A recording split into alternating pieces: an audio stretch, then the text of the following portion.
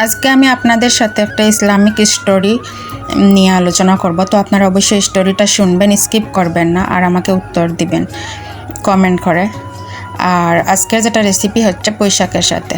তো আসসালামু আলাইকুম, ওয়েলকাম টু রুজি কুকিং ব্লগ থেকে। তো আজকে আমি রুজি আসছি আপনাদের সাথে আরেকটি নতুন টিপস নিয়ে, একটু ইউনিকভাবে পুঁই শাক রান্নার সাথে। তো আজকে অবশ্যই ভিডিওটি স্কিপ করবেন না, দেখেন আমি পুঁই শাক রান্না কীভাবে করলাম। আর ভিডিওটি স্কিপ করবেন না, আমার স্টোরিটাও শুনেন। তো আমি সব কিছু রেডি করে রেখেছি এবং ডেকটাও চুলায় বসিয়ে দিয়েছি। আমি দিয়ে দিব তেল এবং পরিমাণ মতো মশলা। আর আজকে আমার ঘরে মরিচের গুঁড়া নেই, তাই আমি একটু শুকনো মরিচ গাইল দিয়ে কুটে একটু তেতলিয়ে নিয়েছি এবং এগুলো দিয়ে রান্না করব। তো দেখেন আমি কীভাবে রান্না করছি এবং খুবই টেস্ট হয়েছে। তো দেখতে থাকেন আর আমার স্টোরিটা শুনতে থাকেন। তো আচ্ছা বলুন তো, আমরা তো মুসলমান ধর্মের, তো আমরা মুসলিম। তো আমরা যদি মুসলমান ধর্মের হয়ে থাকি তাহলে তো অবশ্যই আমরা মুসলিম, তাহলে আমাদের স্বামীরাও তো মুসলিম। তো স্বামীর পায়ের নিচে স্ত্রীদের বেহেশত, এটা আমাদের হাদিসে বলেছে। তো কতটা সত্যতা আছে আমি সঠিক জানি না, তারপরে সব বড় বড় মেসাবকর মুফতি যারা আছে তাদের কাছ থেকে শুনি এটাই ঠিক। কিন্তু তাহলে কি স্বামীদের কোনো দায়িত্ব নেই স্ত্রীদের উপর? তাহলে স্বামীরা কি শুধু স্ত্রীদেরকে নির্যাতন করবে? এটা আপনারা আমাকে উত্তর দিবেন প্লিজ। আর হজরত আলী রহমতুল্লাহ তো আমাদের মা ফাতিমাকে বিয়ে করেছেন, উনি তো কখনো মা ফাতিমাকে কষ্ট দেয়নি। তো স্বামী স্ত্রী দুজন মিলে যখন সংসার করে তখন তো অবশ্যই একটু ঝগড়াঝাটি হয়, কিন্তু এমন ঝগড়া তো হয় না যেগুলো মানুষের মনে আঘাত আসে, মরতে ইচ্ছা হয় বা সংসার ছেড়ে চলে যাওয়ার ইচ্ছা হয়। তা স্বামীরা যখন এমন কথা দিয়ে স্ত্রীকে মানসিকভাবে আঘাত করে যে মনে হয় সংসার ছেড়ে চলে যায়, এমন স্বামীর কাছে থাকার ঠিক না, এটার উত্তর দিবেন। আর স্বামীরা কি স্ত্রীকে প্রত্যেক দিন উঠতে বসতে সকালে বিকেলে দুপুরে গালিগালাজ করবে? আমি এটা করছি, আমি এটা করছি, আমি সারা দুনিয়ার এটা করছি, অশ্লীল ভাষায় গালিগালাজ করে বলবে যে আমি এগুলো আনি, তুমি খাও। তাইলে বউ কি ঘরে কোনো কাজ করে না করেই কি খায়?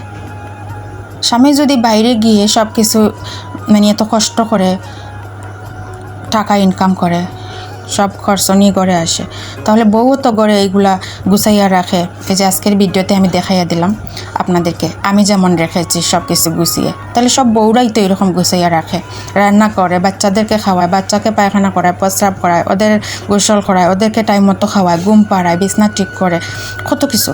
তারপরে বাজারগুলা গুছাইয়া রাখে, কিচেন রুমটা সাজিয়ে রাখে। তাইলে বউরা কি সংসারকে মায়া করে না? সংসারকে আগলে রাখে না? সংসারকে আগলে রাখতে চায় না? সব বউরাই তো এরকম চায়। তাহলে স্বামীরা কেন বলে যে ওরা এই করে, বউরা শুধু বসে বসে খায়? বউরা কীভাবে বসে বসে খায়? তাও তো ওরা ইনকাম করছে, ওরা ওদের মন মতো বাজার করছে, ওদের মনে যেটা চাচ্ছে সেটা আনছে। সবসময় বউ তো আর তার চাহিদার কথা বলে না, আবার বললেও তো স্বামী যে শুনে এমন না। ওর মনে যখন যেটা চায় তখন সে সেটাই বাজার থেকে নিয়ে আসে, কখনো পুঁই শাক, কখনো লাউ, কখনো মিষ্টি কুমড়া, কখনো মাছ, কখনো মাংস, কখনো মুরগি, ওর যখন যা ইচ্ছা হয়। কিন্তু বউ যে সবসময় বলে এটা নিয়ে আসি, ওইটা নিয়ে আসি, এমন না তো, বলে বাজার নেই, বাজার নিয়ে আসি। তারপরে কেন স্বামীরা বউকে বলে যে ওরা ভালো না, ওরা শুধু খাইতে চায়, খাইতে এসেছে? তাহলে সব বউরাই কি খারাপ? এটা আমাকে বলবেন। আর যদি সব বউয়েরা না খারাপ হয়, সবাই যদি সংসারকে আগলে রাখতে চায়, সবাই যদি সংসারকে ভালোবেসে কাজ করে থাকে, তাহলে কেন স্বামীরা মানসিকভাবে বউদেরকে স্ত্রীদেরকে বউদেরকে এভাবে খোঁটা দিবে যে এটা হেটা আমি আনলাম, তুমি বসে বসে খাচ্ছ? এটা কি লজিক আছে এই কথাগুলো? এই যে বউদেরকে খোঁটা দিবে বাপের বাড়ির বিভিন্ন বিষয় নিয়ে, এটা কি বউদের মানসিকভাবে আঘাত আসে না? আচ্ছা, একটা স্বামী যদি তার বউকে মানসিকভাবে আঘাত দিয়ে দুর্বল করে রাখে, তাইলে এই স্বামী মানসিকভাবে যখন যন্ত্রণা দিয়ে একটা বউকে ডিউটিতে চলে যাবে, তখন তার কি ভালো লাগে রুমে কাজ করতে? সে তো এমনিতেই মানসিকভাবে জর্জরিত হয়ে আছে, আর মানসিকভাবে জর্জরিত হয়ে থাকলে কিন্তু কোনো কাজ ভালো লাগে না। শরীরে যদি কোনো সমস্যা হয়, শারীরিক কোনো রোগে একটা মহিলা ভোগে, তাও সংসারকে ভালোবেসে একটা মহিলা সব কাজ করতে পারে। সঠিক না, এটা আমাকে অবশ্যই কমেন্ট করে আপনারা বলবেন। আর যদি শারীরিকভাবে কোনো সমস্যা নিয়ে একটা মহিলা সব কাজ করতে পারে, তাহলে মানসিক যন্ত্রণা যদি থাকে, তাহলে কি সে কাজ করতে পারবে নাকি পারবে না? তো আমার যতটা ধারণা যে মানসিক আঘাত নিয়ে, মানসিক যন্ত্রণা নিয়ে কোনো কাজ কিচ্ছু করতে ভালো লাগে না। তাহলে কেন স্বামীরা বোঝে না যে তারা একটা বউকে মানে একটা মহিলাকে তারা মানসিকভাবে যন্ত্রণা দেয়, আবার ইটা হেটা বলে কাজ করো না, এই না সেই না। তো কোনো স্বামী যদি প্রত্যেক দিন কোনো না কোনো জিনিস নিয়ে মানে একটা বউকে গালিগালাজ করতে থাকে, খোঁটা দেয়, এটা আনছি সেটা আনছি, আর আসলে ঠিক মতো মনে করো কিচ্ছুই করছে না, না হয় করছে একটু, বলছে করছে 1 ইঞ্চি আর বলছে 5 ইঞ্চি, তাহলে কি চলে? তো অবশ্যই ভাইয়ারা মানে আপনাদের উদ্দেশ্যে আমি বলবো, প্লিজ আপনারা কোনো মহিলার সাথে এরকম খারাপ আচরণ করবেন না, ওদেরকে মানসিকভাবে যন্ত্রণা দিবেন না। হজরত আলী রহমতুল্লাহ মা ফাতিমাকে বিয়ে করেছেন, উনিও কখনো মানসিকভাবে মা ফাতিমাকে আঘাত দেয়নি, বা আমাদের হজরত মোহাম্মদ সাল্লাল্লাহু আলাইহি সাল্লাম উনি তো অনেকগুলো বিয়ে করেছেন, কোনো স্ত্রীকেই বা ওনার কোনো বউকেই মানসিকভাবে আঘাত কেন শারীরিকভাবে কোনোভাবেই আঘাত দিচ্ছেন না, সব সময় সর্বদা অলওয়েজ মানে বউদেরকে ভালো রাখতে চেয়েছেন।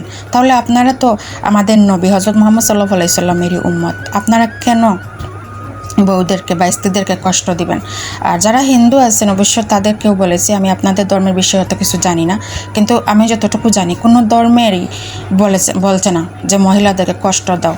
মহিলা তো মায়ের জাতি, মেয়ের জাতি, যে মহিলা মা সেই মেয়ে, সেই বোন, সেই তো ওয়াইফ, সেই তো বউ, সেই তো স্ত্রী, তাহলে মহিলাদেরকে কেন এত কষ্ট দিবেন? তো অবশ্যই আমার ভিডিওটি যদি ভালো লাগে শেয়ার করবেন এবং আমার প্রশ্নগুলোর উত্তর দিবেন, আর কমেন্ট করবেন, লাইক দিবেন, সাবস্ক্রাইব করতে ভুলবেন না প্লিজ। আসসালামু আলাইকুম। আর আজকে তো ঈদের 7ম দিন, সবাইকে ঈদের 7ম দিনের শুভেচ্ছা, ঈদ মোবারক।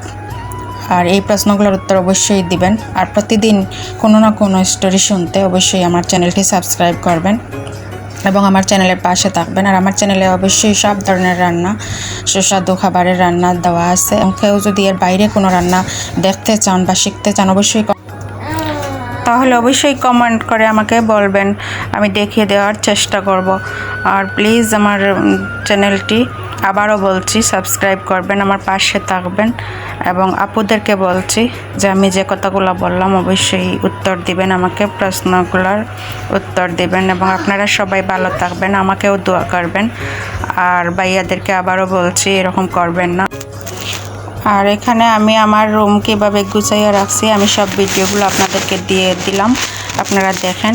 এভাবে অবশ্যই সব মহিলাই গুছিয়ে রাখে, মানে ওর যতটুকু ক্ষমতা আছে বা বোঝার ক্ষমতা আছে, করার দক্ষতা আছে, সেই দক্ষতার ভিতরেই করে থাকে, কিন্তু প্রত্যেকটা মহিলাই করে থাকে, কেউ যে না করে এমন না।